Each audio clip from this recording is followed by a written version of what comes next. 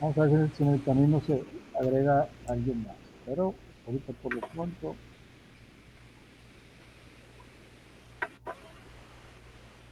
Ah, ah, ah, ah.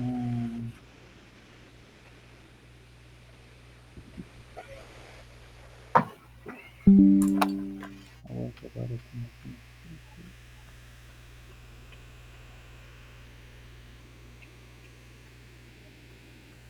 Muy bien, vamos a ver, en esta ocasión vamos a ver dos temas. Los problemas fundamentales del derecho de familia y los conceptos jurídicos fundamentales del derecho de familia.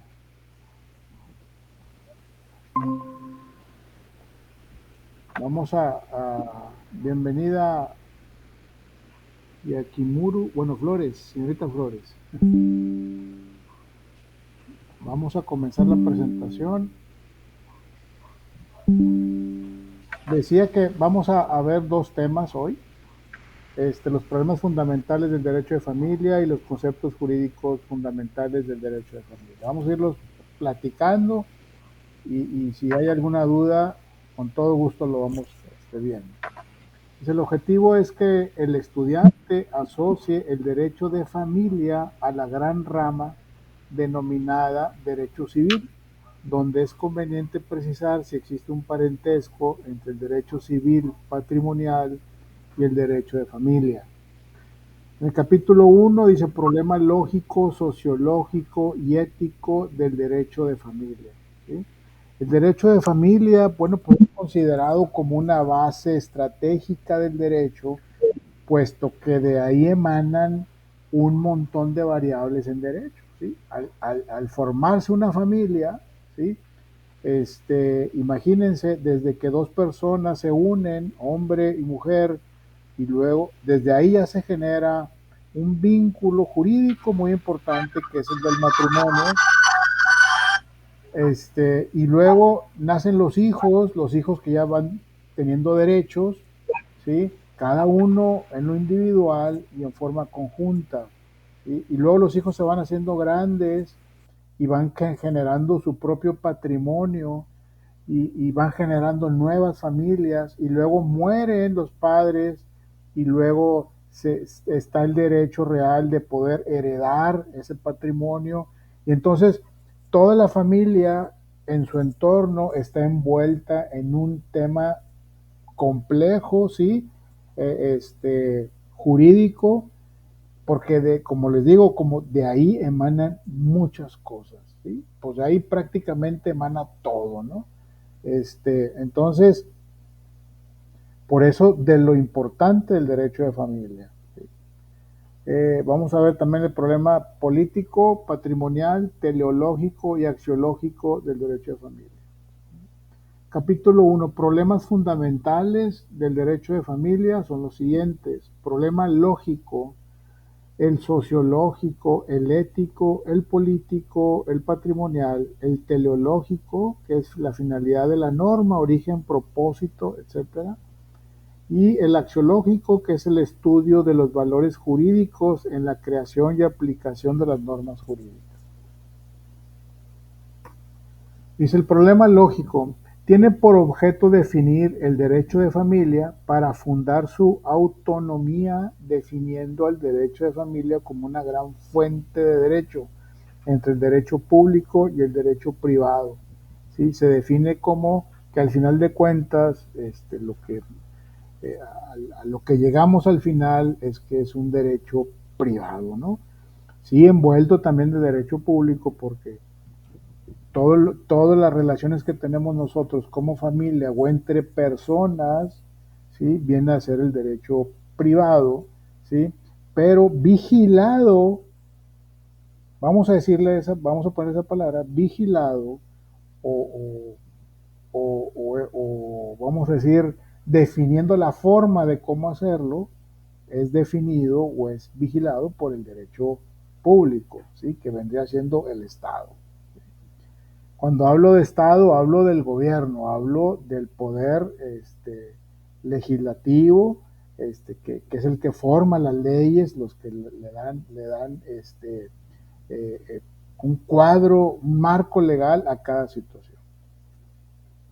La diferenciación más clara será que el derecho público son todas las normas que tienen por objeto estructurar al Estado, definir sus órganos y funciones, las relaciones entre los mismos o con los particulares, así como los que se originan entre los diferentes estados de la comunidad internacional. Tienen que ser normas de derecho público.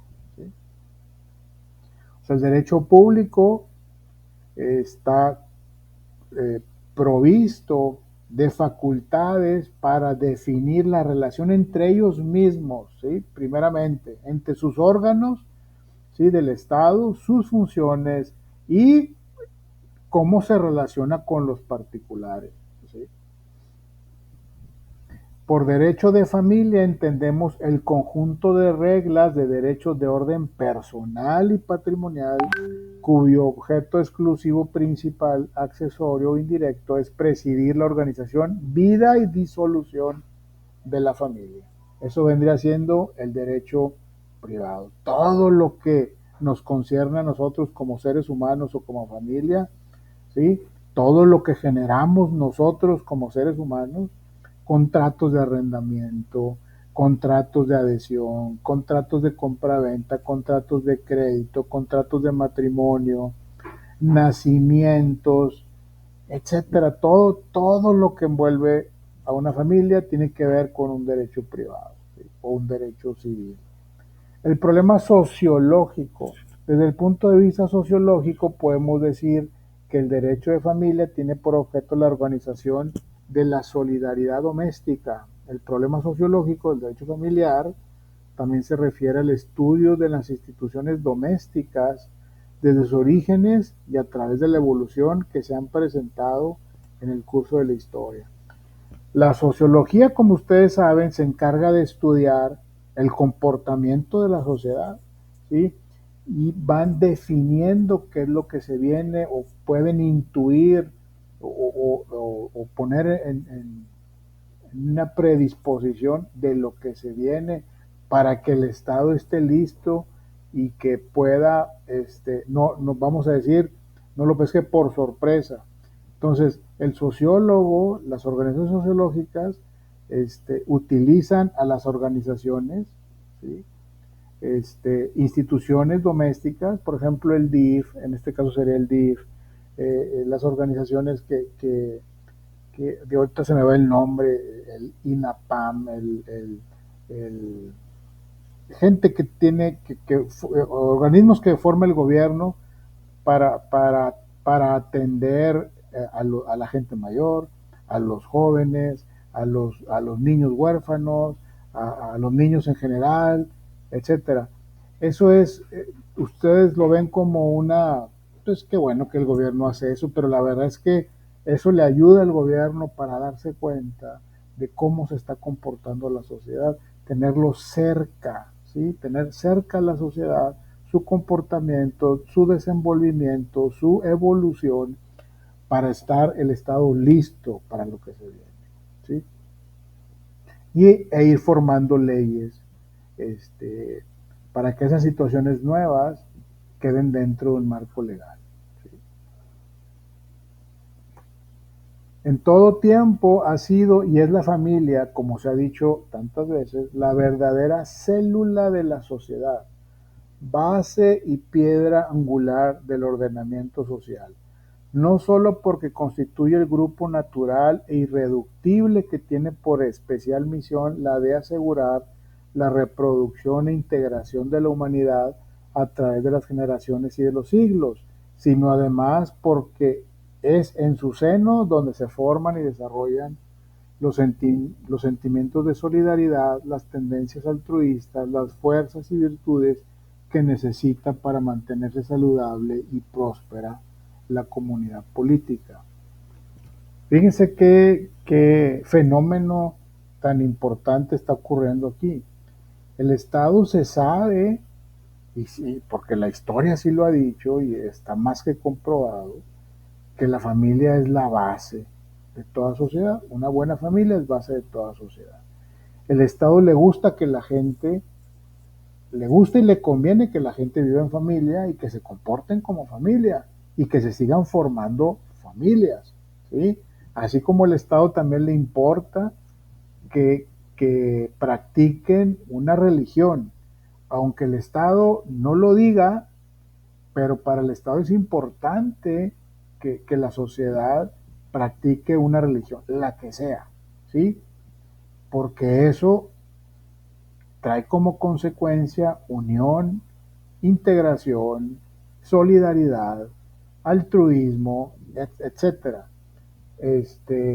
Por otro lado, el Estado se ve contra la pared en muchas situaciones y sin embargo tiene que atenderla. Como esto que está pasando, y no estoy en contra ni a favor, simplemente es un comentario, es matrimonios, por ejemplo, del mismo sexo, hijos en matrimonios del mismo sexo, todo ese tipo de cosas, pues el Estado tiene que atenderlas y tiene que darle forma, no lo puede dejar fuera, no puede taparse los ojos, este, y hacer como que no ve nada o como que no ocurre. Entonces, por eso ya hay muchos estados que están regulando esta parte. Otra cosa, otro ejemplo, otra vez, y lo reitero, no estoy en contra ni a favor, cada vez hay menos matrimonios, cada vez la gente vive en unión libre, en concubinato, y el matrimonio se está dejando como de lado, ¿sí? Entonces, este, ¿qué es lo que está pasando? Al ver el Estado que esa forma de vivir de las gentes, de las personas en las ciudades, tiene que parar las antenas. Por mucho tiempo se cayó y bueno, pues ni modo. Pero ahora ya el concubinato pues ya tiene prácticamente los mismos derechos que un matrimonio, que vive en matrimonio. Entonces, pero eso pues está provocando efectos colaterales que tal vez no son muy buenos, ¿no? Y que tendrá que el Estado, esta parte que estamos diciendo aquí, ¿sí? Pues empieza como a ajustar, como se empieza como a ver una evolución para bien o para mal, pero hay que hacer ajustes, ¿sí? Y bueno, la verdad es que la tendencia no tiene buen pronóstico, ¿sí? Desde el punto de vista de esto que estamos hablando, ¿sí? A lo mejor las cosas se acomodan y no pasa nada, ¿sí? Pero está habiendo mucha presión y muchos cambios. Y bueno, y el Estado, lo que les quiero decir es que el Estado siempre tiene que estar listo y tiene que estar pendiente de lo que está pasando para ir formando el marco legal y que ataque esas situaciones, ¿sí?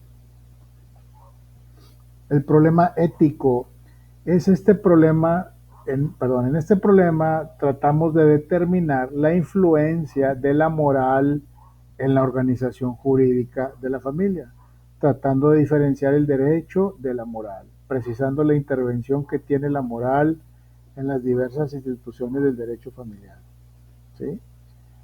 Yo no sé si, no sé describir si lo que está pasando es inmoral o no, pero es un tema que se tiene que tomar en cuenta.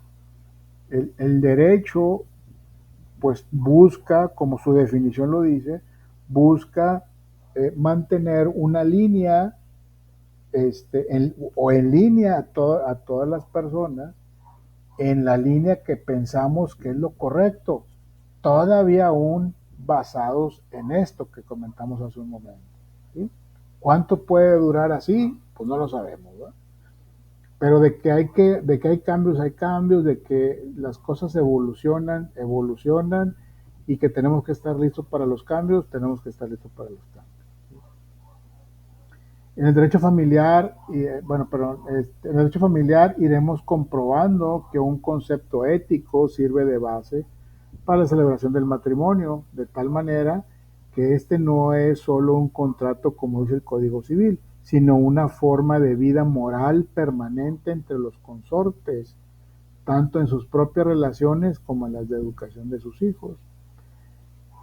Desafortunadamente las cosas, como reitero, han cambiado mucho. Estaba escuchando hace poquito y híjole, y me quedé pensando, y pues sí, tienes razón. Este, el matrimonio, decía este cuate que el matrimonio nomás sirve para dos cosas. El matrimonio, sí, a través del registro civil, a través de la iglesia, etcétera, sirve para dos cosas: para comprobar que estás casado solamente, y le facilitas al juez el que te esté pidiendo, pruébame que tienes una relación con esta persona. El acta de matrimonio es una prueba fehaciente de que hay una relación, hay un vínculo ahí, ¿sí? Este, y la otra, este, la otra razón por la que sirve, decía este cuate, el matrimonio, pues es para estar juntos y gritar a los cuatro vientos sin ningún tema, ¿sí? Porque vivir en concubinato tiene ya exactamente los mismos derechos que, que vivir en matrimonio. Entonces, claro, hay que probarlo, hay que ¿cómo es? Fundamentar muy bien una relación previa que tuvieron o que tienen, etcétera, de probarlo de alguna otra manera. Pero las cosas así son, ¿no? Así han estado cambiando. Sin admitir la idea religiosa de que el matrimonio sea un sacramento para el derecho, es evidente que la ley toma en cuenta fundamentalmente el aspecto moral de la institución, a fin de que no solo se realice la función biológica de la perpetuación de la especie, sino que para que también exista una comunidad espiritual entre los consortes que permita a su vez cumplir con los deberes de vida en común, fidelidad, asistencia mutua y socorro que imponen el derecho y la moral. Lo que les decía ahorita, aunque el Estado no lo dice abiertamente, es importante que tengan, a ver, Samuel, ¿quieres decir algo?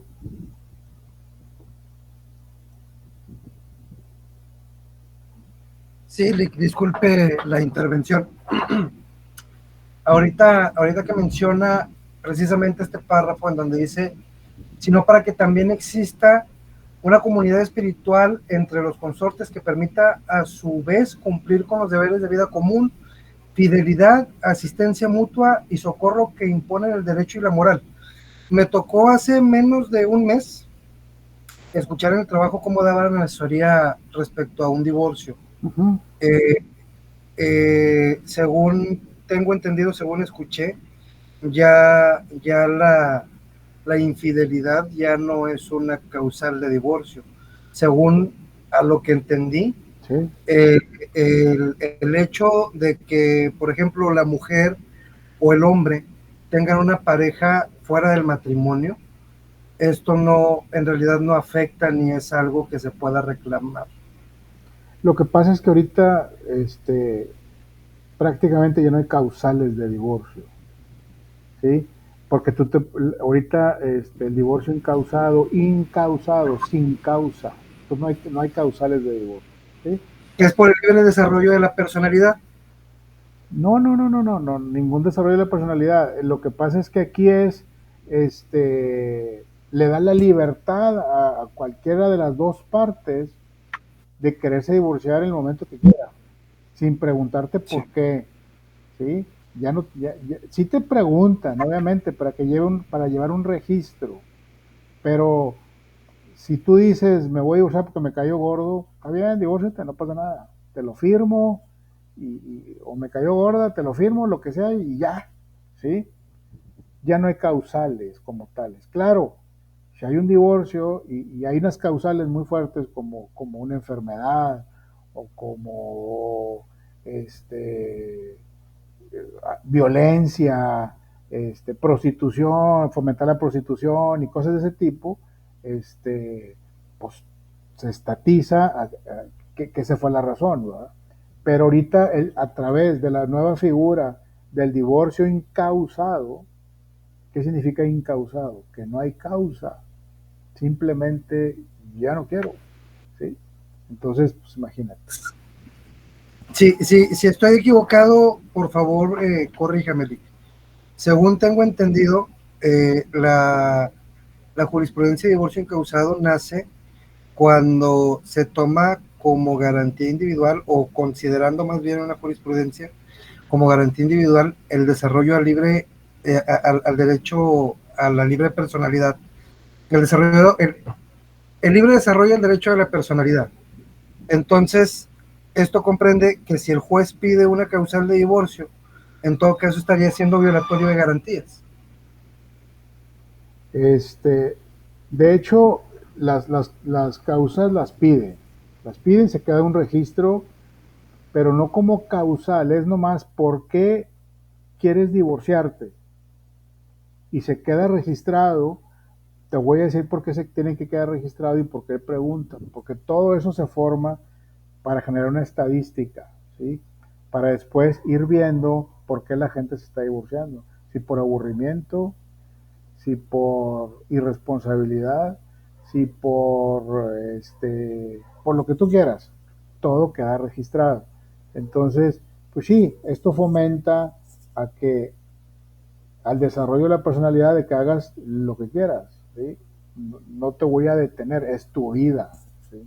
Y yo como autoridad te voy a ayudar a que sigas tu camino, ¿no?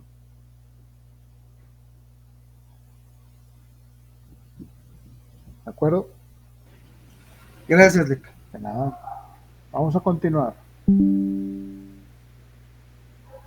Entonces decíamos, como el Estado no admite fehacientemente o de manera escrita que es importante que la familia tenga o practique alguna religión, se sabe que es muy bueno, que es bueno que lo practiquen, este, porque fomentan cosas que ayudan a que la familia, el núcleo familiar, esté unido. Este, y ahí está, ¿no? Nosotros, yo en lo particular, mis hijos ya están grandes, 20 y 18 años, 21 y 18. Y ellos salen, desde el jueves ya andan haciendo planes para salir con los amigos, jueves, viernes, sábado, más que les digo, no, es que el domingo es familiar. A ver cómo le haces, ahí cancelas todas tus reuniones, es familiar, vamos a misa, este, cuando no tenemos otra cosa que hacer, vamos a misa, comemos algo y ya, así que ya se pueden ir, pero primero hacemos esa parte, o tratamos de hacer esa parte, no siempre se puede, pero tratamos de hacer esa parte, tratando de mantenerlos en familia lo más que se pueda, porque pensamos y creemos que es lo correcto. A lo mejor estamos equivocados, pero pensamos que por ahí debe ser el camino. En fin, cada quien, ¿no? En el tema del problema político número 4 se plantea en el sentido de determinar si el Estado debe tener injerencia en la organización familiar.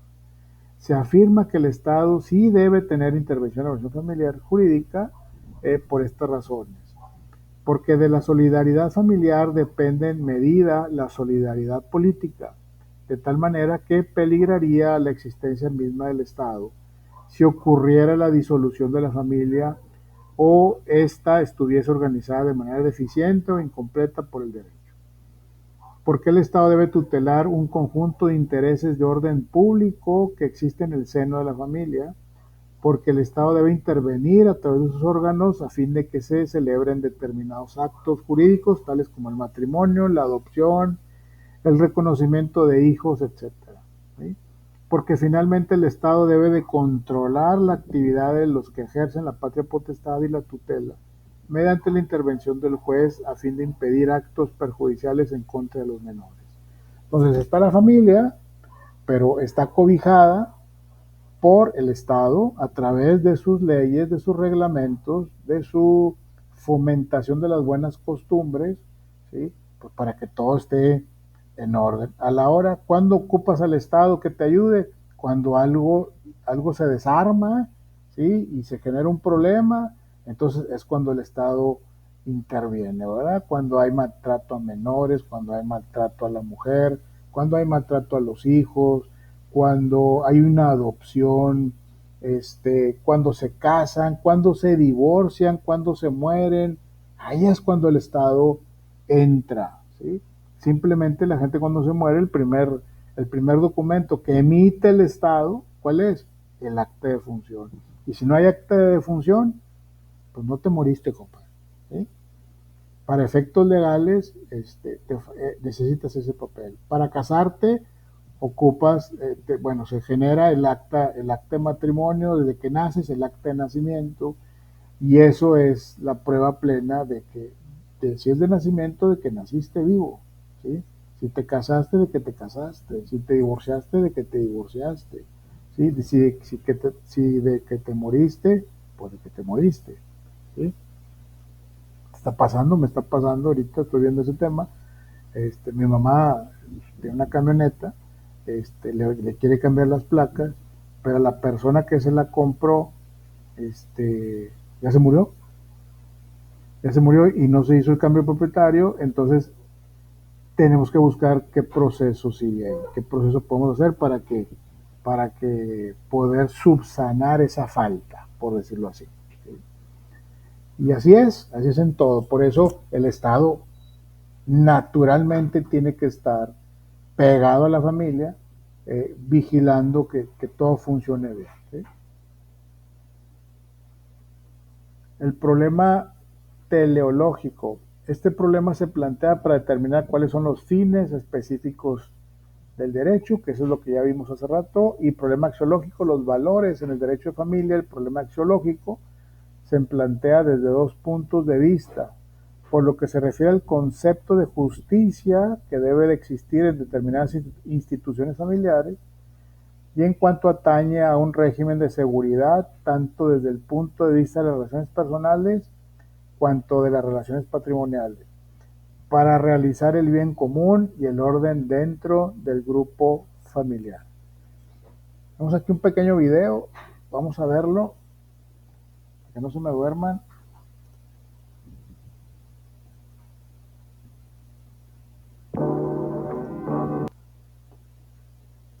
Permítanme tantito, tengo que hacer varios movimientos aquí.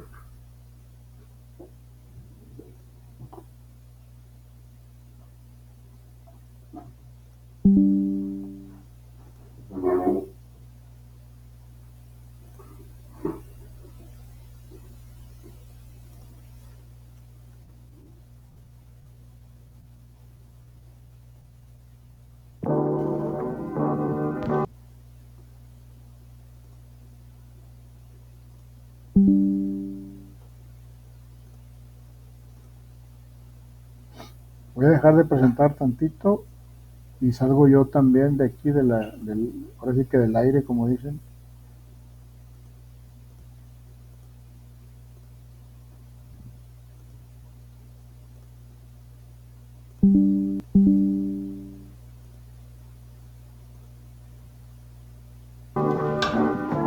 Los problemas fundamentales del derecho de familia son los siguientes: el problema lógico o de definición, el sociológico, el ético, el político, el patrimonial, el teleológico y el axiológico. El problema lógico tiene por objeto definir el derecho de familia para fundar su autonomía.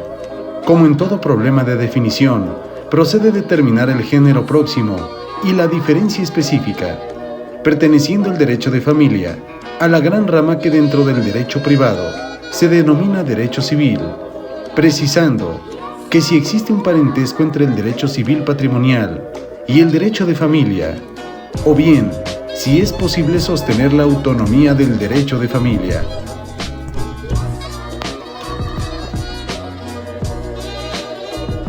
El derecho de familia hoy en día pertenece por entero al derecho privado y es una rama que ha logrado su autonomía propia.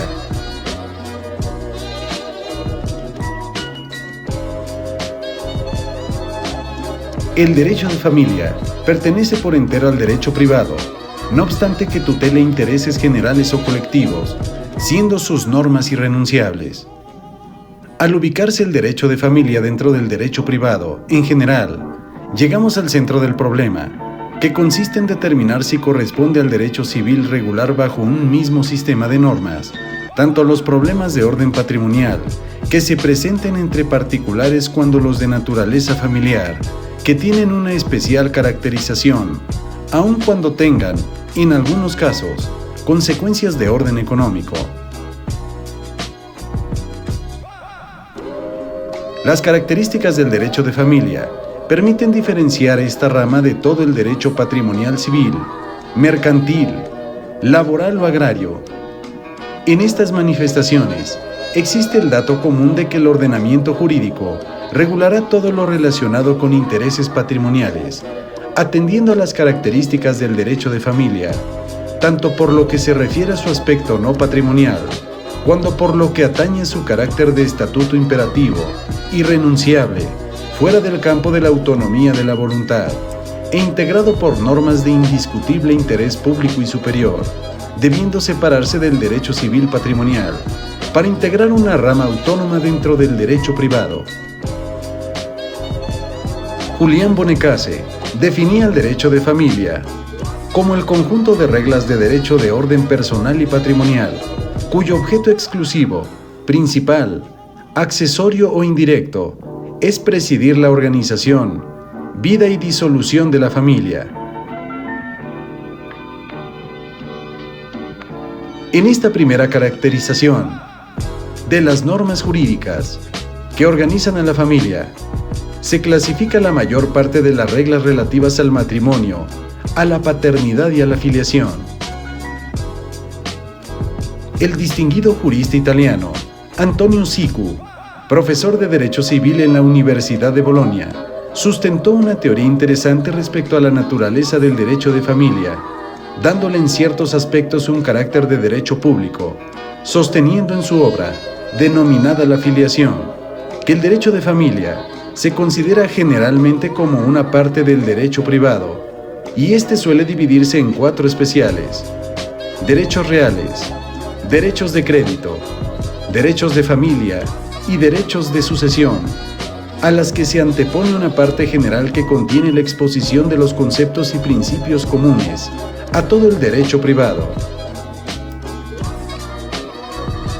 En esta tesis, el autor no postula la autonomía del derecho de familia para independizarlo simplemente del derecho civil, pero lo sitúa dentro del derecho privado. Esa autonomía se ha llevado a tal grado de separarlo totalmente del derecho privado y colocarlo en una zona intermedia que viene a ser en verdad una zona de frontera con el derecho público.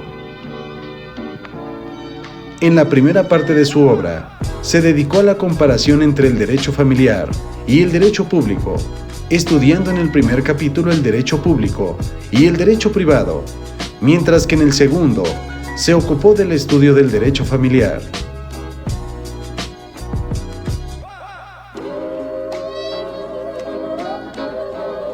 El problema sociológico del derecho de familia radica esencialmente en el tipo de solidaridad que debe realizar el derecho familiar.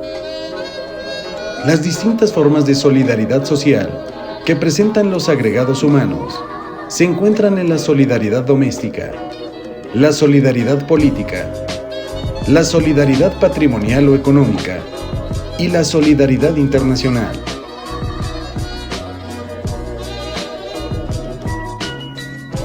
Desde el punto de vista sociológico, se puede decir que el derecho de familia tiene por objeto la organización de la solidaridad doméstica. El problema sociológico del derecho familiar también se refiere al estudio de las instituciones domésticas desde sus orígenes y a través de la evolución que han presentado en el curso de la historia. En la evolución de la familia, es interesante el estudio de la solidaridad llamada religiosa, que constituye a su vez la base de la solidaridad doméstica. Los sociólogos están de acuerdo en que existieron las sociedades prestatales, es decir, aquellas anteriores al Estado, de tal manera que éste se presenta como un fruto relativamente tardío en la evolución de la humanidad. En estas organizaciones, la organización social descansó fundamentalmente en la solidaridad que impuso la religión como sistema normativo, del cual habría de nacer después una solidaridad estrictamente jurídica. La religión fue la base principal en la regulación de la vida individual y colectiva de las primeras comunidades humanas, fundamentalmente en lo que se refiere a la organización de la familia. Existió un sistema de tabús que reglamentó el matrimonio, la filiación, la patria potestad, la propiedad y el derecho penal primitivo. Se tenía la creencia de que todos los miembros descendían de un mismo tótem o antepasado común, que podía ser un animal o planta, y se deriva la consecuencia lógica de que son hermanos entre sí. De ahí que el matrimonio tuviera que celebrarse entre hombres y mujeres que pertenecían a grupos distintos. En el derecho moderno, la familia está integrada exclusivamente por los parientes consanguíneos. Excepcionalmente puede comprender al hijo adoptivo.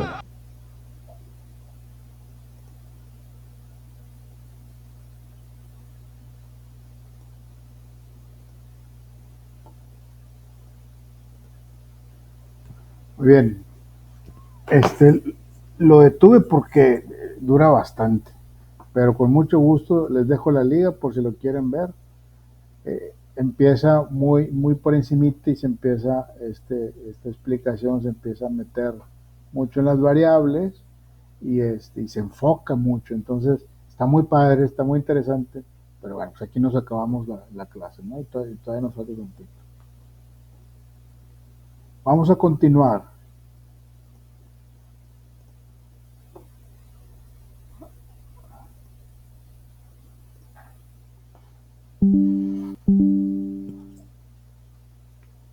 Con esto terminamos los problemas fundamentales del derecho de familia y ahora vamos con los conceptos jurídicos fundamentales del derecho de familia. Dice, los capítulos que veremos en este capítulo son los sujetos del derecho de familia, objetos del derecho familiar, supuestos especiales del derecho de familia, consecuencias del derecho familiar y relaciones jurídicas del derecho de familia. Si ven, aquí están las páginas en el libro. Me encantaría que le dieran una repasada en el libro, no tanto en la presentación. La presentación viene a ser un refuerzo de lo que dice el libro, de manera más resumida, por lo cual les recomiendo ver la parte del libro también.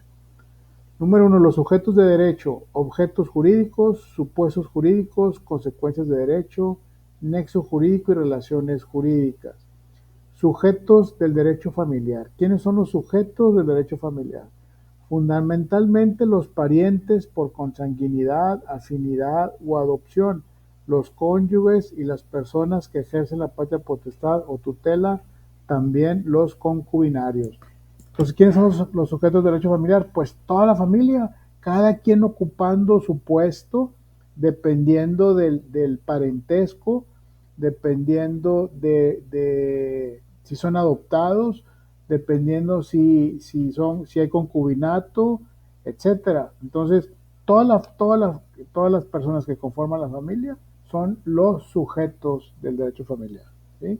En cuanto a los parientes, la categoría de pariente es esencial en el derecho de familia por la diversidad de consecuencias jurídicas que presentan, principalmente en una sucesión legítima.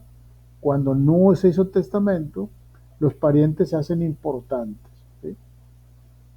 Porque dependiendo de ciertas situaciones, los parientes tienen derecho a heredar.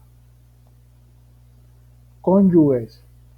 La calidad de consortes o cónyuges es importantísima en el derecho de familia en virtud de que no solo crea sujetos especiales del matrimonio, con el conjunto de derechos y obligaciones que recíprocamente la ley concede e impone, sino que además se proyecta sobre los parientes legítimos. Los cónyuges, pues, es lógico pensar que son la base fundamental de la familia, puesto que de ahí surge la familia y ellos son los encargados de que la familia se mantenga dentro del marco legal. Personas que ejercen la patria potestad y menores sujetos a la misma.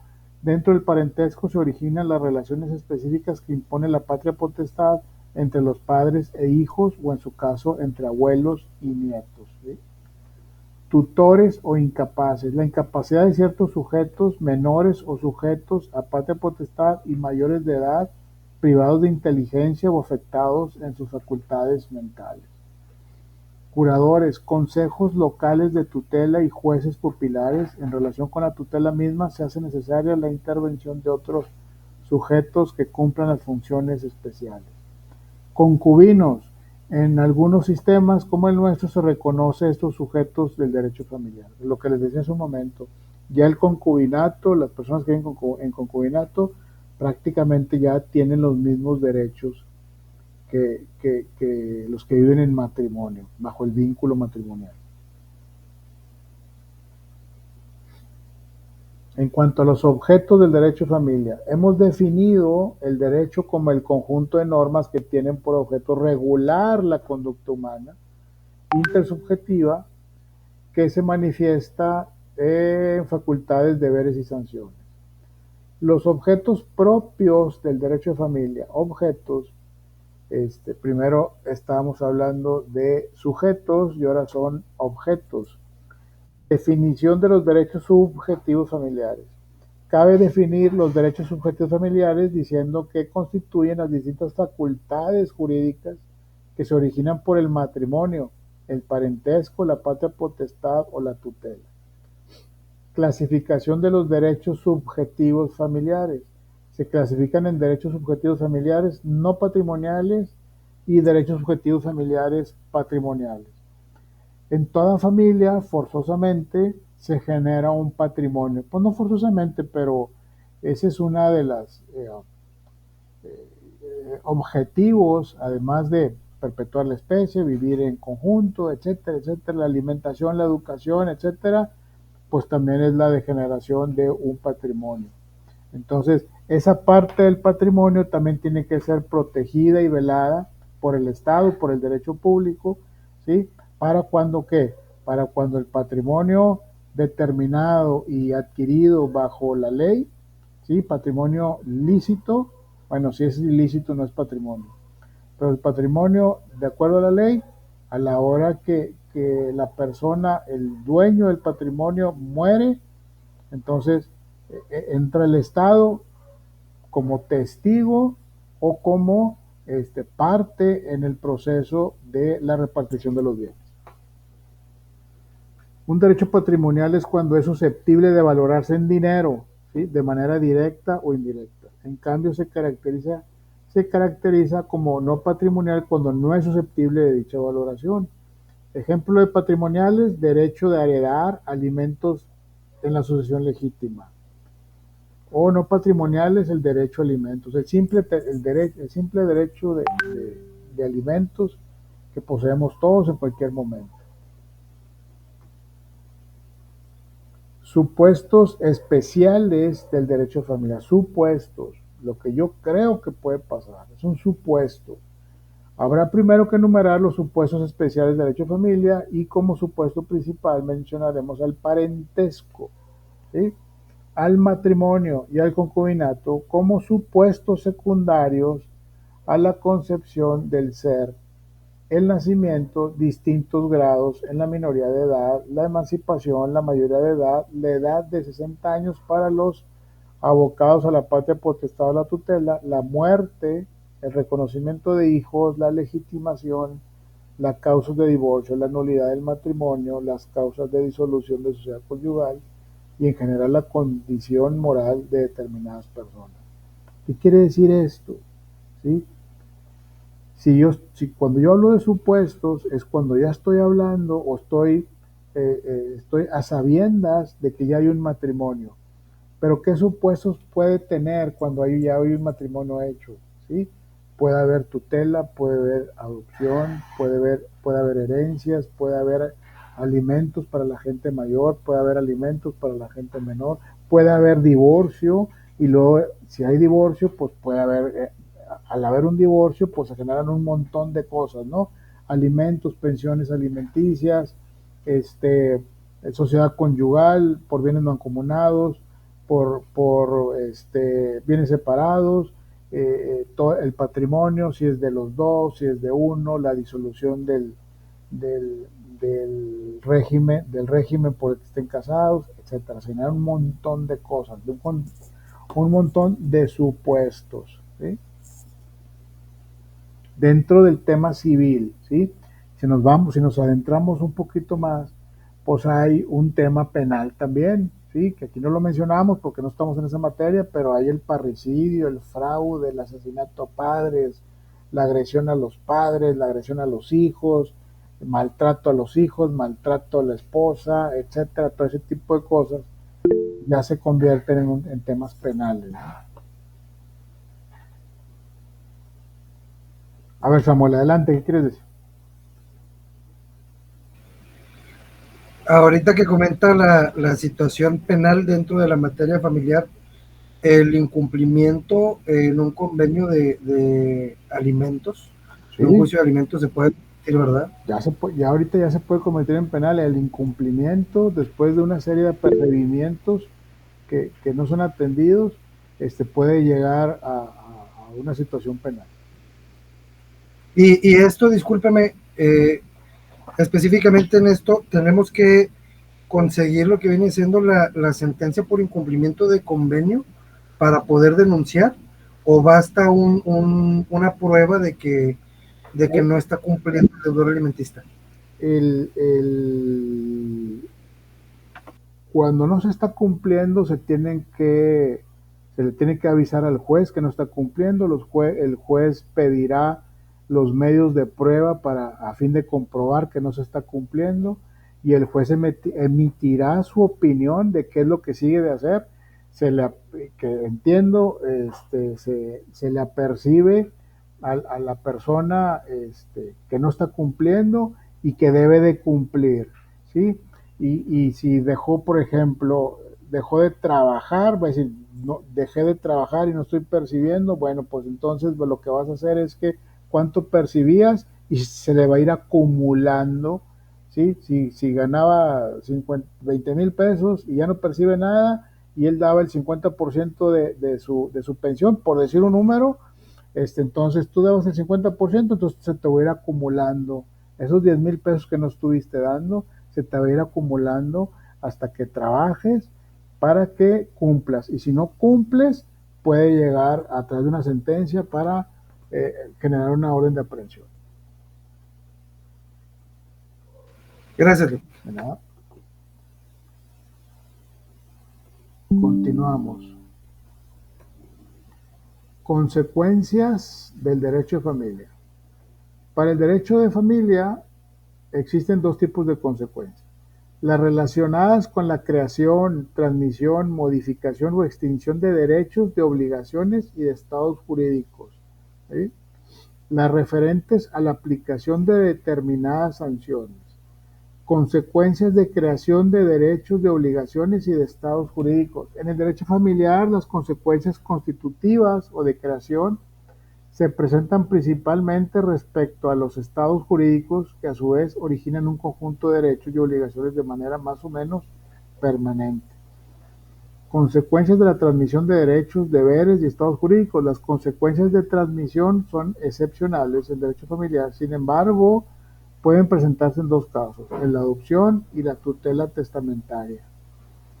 La adopción permite una verdadera transferencia de la patria potestad de los padres consanguíneos al adoptante.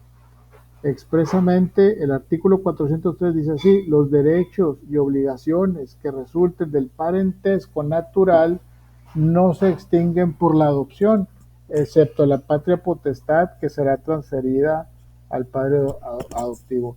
Este artículo llama mucho la atención porque si yo pongo a uno de mis hijos, por ejemplo, en adopción, y una vez que ya alguien lo adoptó, mis obligaciones como padre de ese adoptado no se extingue, ¿sí?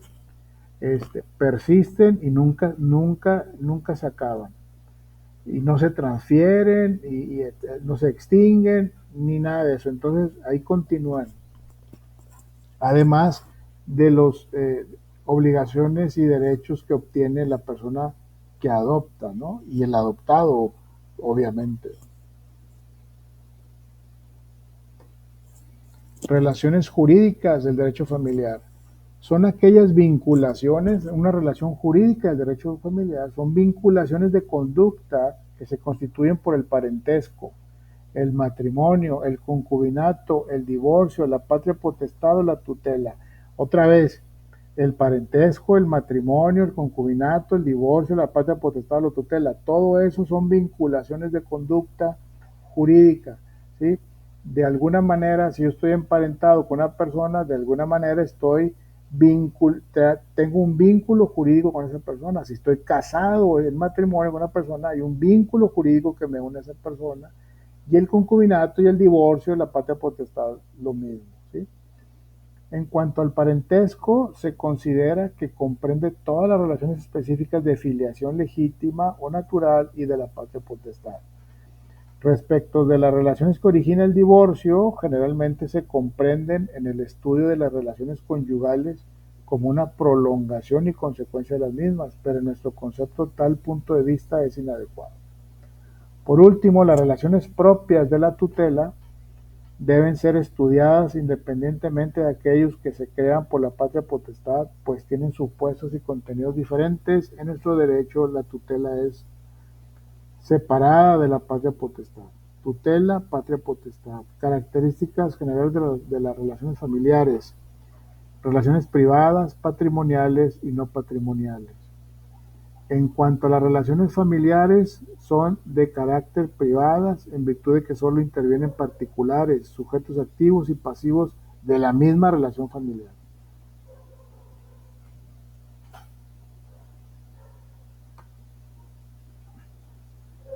Relaciones jurídicas del derecho familiar. Las relaciones familiares, patrimoniales y no patrimoniales, como contenidos no patrimoniales, serán el matrimonio, el parentesco, en línea recta o transversal hasta el segundo grado. Como contenido patrimonial serán principalmente las variables que genera el matrimonio, como los regímenes bajo los cuales se determina la relación, separación de bienes o sociedad conyugal. La separación de bienes o sociedad conyugal, un tema que no te puedes brincar a la hora que te casas, a la hora que se genera el vínculo matrimonial. Ese régimen es meramente patrimonial, es para darle forma o marco legal al patrimonio que van a generar a partir, pues, precisamente del matrimonio, ¿sí? Ya sea separando el que ya se generó antes del matrimonio, o que el que se genere dentro del matrimonio sea en forma conjunta o de forma separada, pero se refiere propiamente al patrimonio de la familia. ¿Qué vía le vamos a dar? ¿Sí? ¿Qué marco legal, en dónde lo vamos a encuadrar? Entonces te obligan a decir, ¿te vas a casar por separación de bienes o por sociedad conyugal? ¿Sí? En cuanto a los elementos que intervienen en las relaciones familiares, deben de contener todos los elementos jurídicos fundamentales, como los sujetos, los objetos, supuestos, consecuencias, cópulas del deber ser, haciéndose indispensable en toda relación jurídica un sujeto pasivo y un sujeto activo. Muy bien, con esto concluimos la presentación. Y dudas, preguntas. El examen está vivo todavía, ¿eh? El examen nos pidieron ampliarlo una semana más, por si quieren intentarlo nuevamente, o si ya les fue muy bien, pues ya olvídense de eso y continuamos con lo que sigue. ¿Sí están ahí o ya me dejaron aquí hablando solo? Sí estoy aquí, profe, pero la cámara está rara. No te preocupes, no te preocupes. Bueno, pues con eso concluimos la sesión. Cualquier duda, cualquier tema, me pueden mandar un mensaje, con gusto les contesto. Por ahí está la tarea, creo que es un SCORM. Si les puso un SCORM, está muy sencillo, leanlo con cuidado,